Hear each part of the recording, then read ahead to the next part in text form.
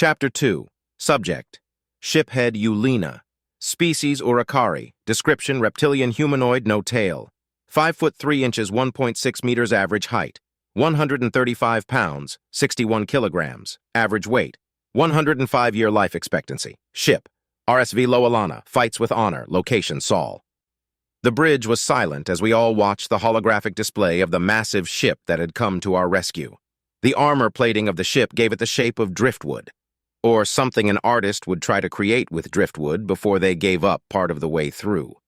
Flat, semi-round, and very, very thick plates covered almost the entirety of the vessel with the exception of a few spots. It took me some time to realize that those spots were likely weapon ports, or maybe even fighter bays. There were 4 obvious weapons, 2 at the top and 2 at the bottom, pointing in separate directions. Judging from the shape, they had to be some sort of magnetically accelerated cannon. They were bigger than the Loalana. "Sir, part of the unknown vessel is opening up and something is detaching from the interior," Kreen informed me in a voice just above a whisper. "It looks like it's another ship." A ship that was a little larger than our own separated from the unknown vessel and positioned itself alongside the Loalana. An even smaller ship then left that one and began a course for us. "We're being hailed by the small vessel," Luna croaked, struggling to find his voice. I cleared my throat and said, "Put them through." The speaker crackled to life, and the voice on the other end said, "RSV Loalana, this is Lieutenant Sergei Babinin of the USS Valor. Please respond." "We're here, Lieutenant Sergei Babinin of the USS Valor. I am shiphead Eulina, and this is the RSV Loalana. You have permission to come aboard," I said, trying to mask the tension in my voice. This was the worst-case scenario for a first contact from a species outside of the Republic. Indebting ourselves at first contact is definitely going to have some political backlash, especially with some of the more xenophobic member species. You would think that going to war would be, but being indebted to someone you don't know is usually a lose-lose scenario.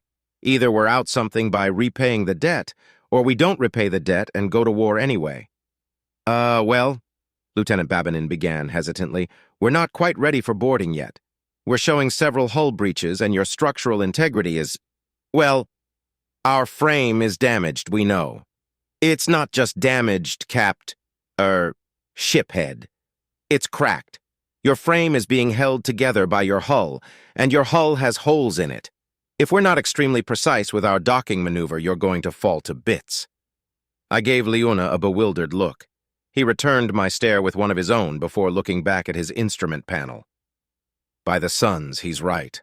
Apologies, shiphead, the damage is much more severe than we originally assessed," he said. "What can we do?" I asked, trying not to sound panicked. "I don't want to lose any more of my crew." I don't know," Leona said, nearly losing his composure. "Don't worry too much, shiphead. We're going to be able to extract you," Lieutenant Babinin interjected. "We are just going to need precision guidance. We're downloading the software required right now." "Do you have compatible docking equipment? Clamps and such?" I asked. "Well, we're currently waiting for the download to finish to solidify our plan of action, but I think our best bet is to use an umbilical. Looking at your ship's layout and the holes in it, we can probably attach to the hole in your... I think that's your living quarters. It's the room near your bridge." I did some mental mapping. "Yes, that's right. That area's sealed off due to depressurization, though." "That won't be a problem," Lieutenant Babinin said cheerily. "We've brought enough gas to repressurize your entire ship. Once we're attached and the room is repressurized, you'll be able to unseal it and exit through the umbilical." The plan was solid, but one thing bothered me. If you're going to be using an umbilical, then why do you need precision guidance software?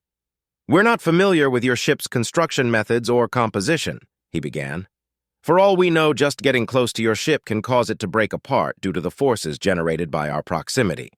We'll need to be in a position far enough away that we won't be affecting you, aim and guide the umbilical to the proper position, and fire it gently enough that it won't send a shockwave that will shatter your ship."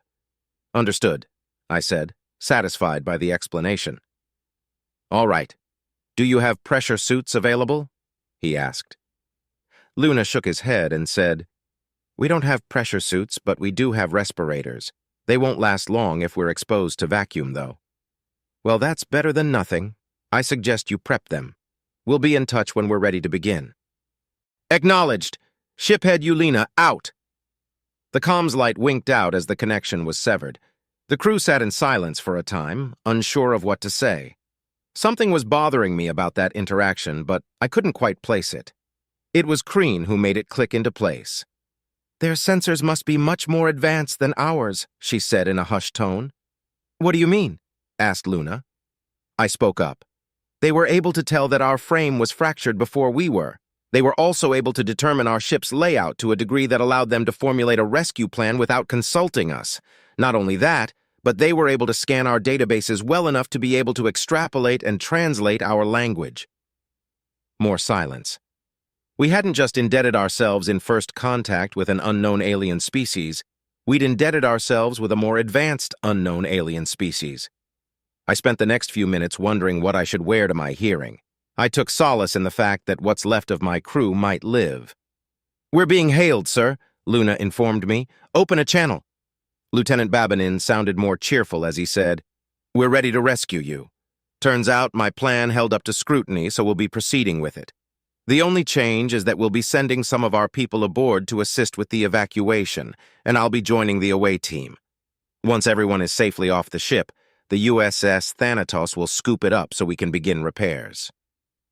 Even though it was likely a very accurate description of what will happen, something deeply bothered me about the idea of a ship that can crew 50 people being scooped up. "Understood," I replied. "You have my permission to board. We'll begin evacuation preparation immediately. I'll see you on the bridge. Eulina, out." The comms light once again flashed off, and the crew gathered around the holographic display in anticipation. We watched as the alien ship expertly maneuvered into a position far enough away that its magnetic fields and gravity wouldn't affect us enough to break us into pieces. We held our breath as the umbilical was fired and slowly traveled the distance between us. There was a time delay of half a second, so we actually heard the ever-so-soft thud of the umbilical making contact before we saw it. "The umbilical has hit its mark, and we're holding steady," Crean said joyfully.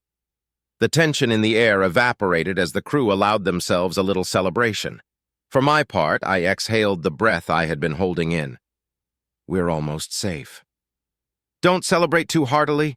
We'll be having guests soon, and I want everyone on their best behavior. No staring," I said with a smile. "Short-band signal coming in, sir," Crean said, holding her hand to her ear.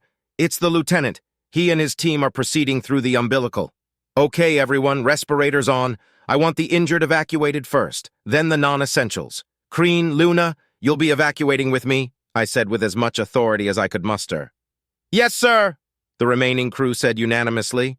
"Sir, they're aboard. The lieutenant is headed this way," Crean said. I heard the thudding footsteps before I saw what they belonged to. The first one through the door was huge. I was fooled at first because it had to slump through the door, but then it rose to its full height, at least 6 miles 5 inches, 195 centimeters, and very wide. It was obviously wearing a pressure suit, but the suit looked more like body armor. The helmet was completely opaque, with what looked like lights and cameras installed. There were thick plates strategically placed on what looked like a rubbery, weaved bodysuit. The bodysuit was black, but everything else was navy blue. We were all staring in a shocked silence when the other two monstrosities crouched through the door. They were both 7, 216 centimeters, tall and wearing a similar pressure suit, but in olive drab. Even under such seemingly cumbersome attire, it was obvious that their musculature would put our most avid bodybuilders to shame. I fought my fight-or-flight instincts as I briefly wondered if they were even organic at all. "Air's safe, Lieutenant," one of the green monsters said. The one in blue took off his helmet to reveal soft beige skin with golden high-cut hair. His piercing blue eyes scanned the room like a predator before he affixed his gaze to me. His lips curled in what could be mistaken for a snarl, showing 4 pointed teeth and several flat ones. This actually set me at ease because I recognized the expression as a smile. Several primate species have similar expressions. Even the Urukhari have our own variation. "You must be Shiphead Eulina," it said. Yes, and you must be Lieutenant Babanin. Welcome aboard," I said, trying my best not to stammer.